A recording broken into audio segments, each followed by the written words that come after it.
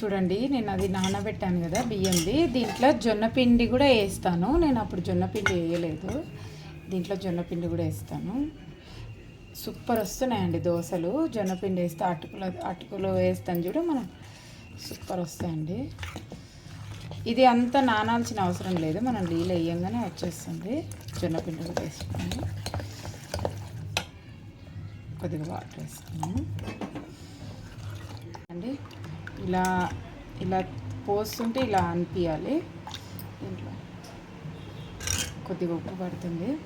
కొత్తిమీర చిన్న చిన్నగా కట్ చేసింది పెట్టాను. నేను పచ్చిమిర్చి కూడా రౌండ్గా కట్ చేశాను. ఆనియన్స్ చిన్న చిన్నగా, ఇవన్నీ దీంట్లో వేసేస్తాను.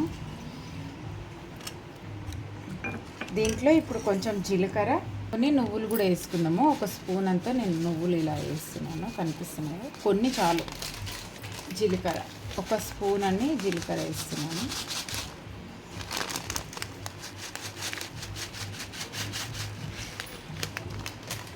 ఒక స్పూన్ ఏం కాదు, సగం స్పూన్ అలా వేసాను. ఇప్పుడు ఇది మనం పెంకు మీద వేసుకోవడమే.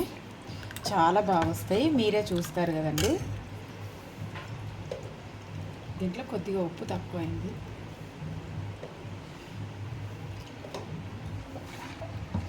చూడండి, పెంకు కూడా గరం అయిపోయింది. ఇప్పుడు దీని మీద ఇది వేసేద్దాము.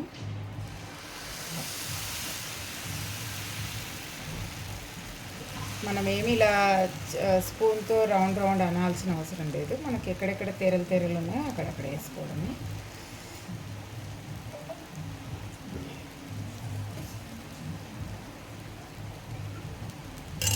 పల్సగా వస్తుంది, క్రిస్పీగా కూడా వస్తుంది. దీనికి కొంచెం నూనె వేసుకుందాం మనం.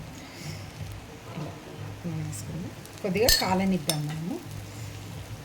దీంట్లో పల్లి చట్నీ అయినా టమాటా చట్నీ అయినా ఏ చట్నీ అయినా బాగుంటుంది దోశకి.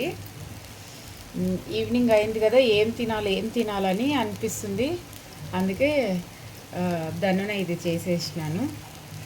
నాకు కడుపులో గోపుతుంది ఏం తినాలని. అందుకే ఇది చేశానండి. చూడండి, అదంతా కదే లేసింది చూడండి అక్కడ పక్కన పొంటి.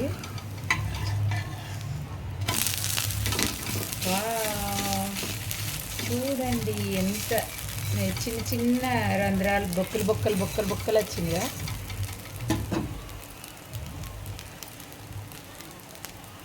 చూస్తుంటే కానీ కొంచెం ఫ్రై కానీ లేట్ అవుతుంది కదా, అదేదో నోట్లో పడింటే బాగుండే అన్నట్టుంది.